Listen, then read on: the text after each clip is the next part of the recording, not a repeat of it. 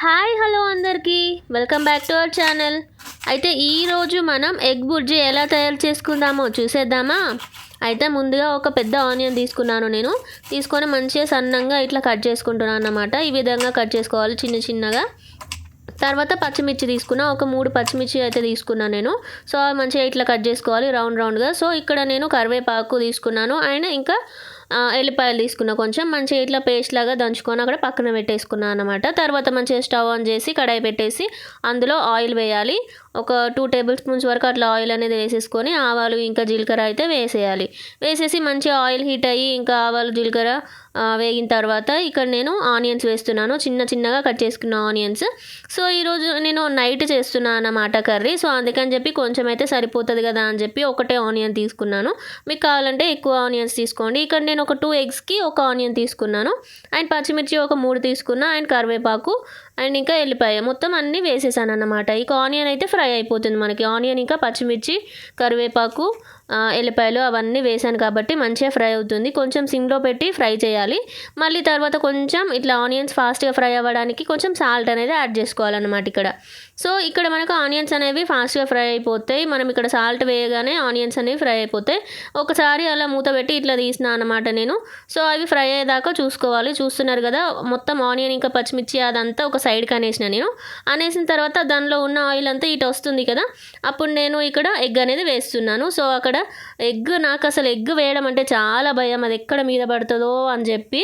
ఎందుకంటే అది ఇట్లా చిటపట అంటది కదా, నాకు భయం అవుతుంది. ఒక పెచ్చు కూడా కొంచెం అట్లా ఎగ్ దానిలో పడ్డట్టుంది. సో అది నేను తీసేస్తాను తర్వాత చూడండి. సో ఇంకా నేను నెక్స్ట్ ఎగ్ కూడా కొట్టేస్తున్నా అందులో.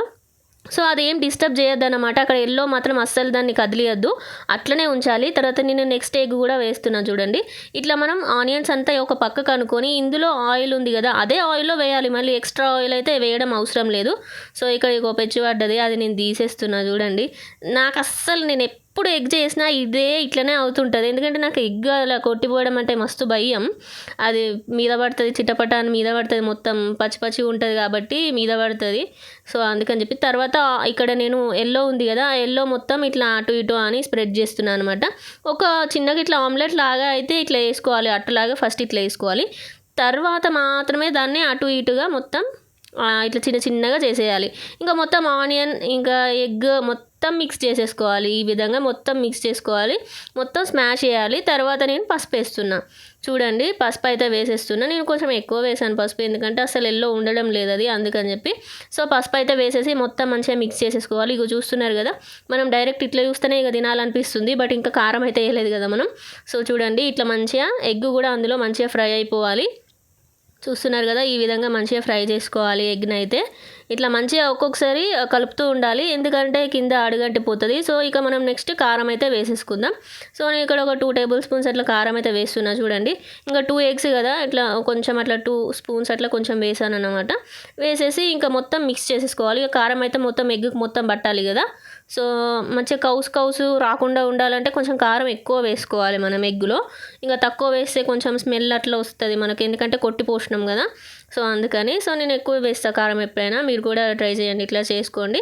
సో ఇంకా లాస్ట్లో మంచిగా కారం అంతా పట్టిన తర్వాత ఇక్కడ నేను కొత్తిమీరతో గార్నిష్ చేసుకున్నాను. ఇక మనకి ఎగ్ బుర్జీ అనేది రెడీ అయిపోయింది. చూస్తున్నారు కదా, ఈ విధంగా అయితే మీరు చేసుకోండి, చాలా బాగుంటుంది టేస్ట్. అండ్ చపాతీలోకైనా రైస్లోకైనా చాలా బాగుంటుంది. మీకు నచ్చితే ఒక లైక్ చేయండి అండ్ సబ్స్క్రైబ్ చేసుకోండి.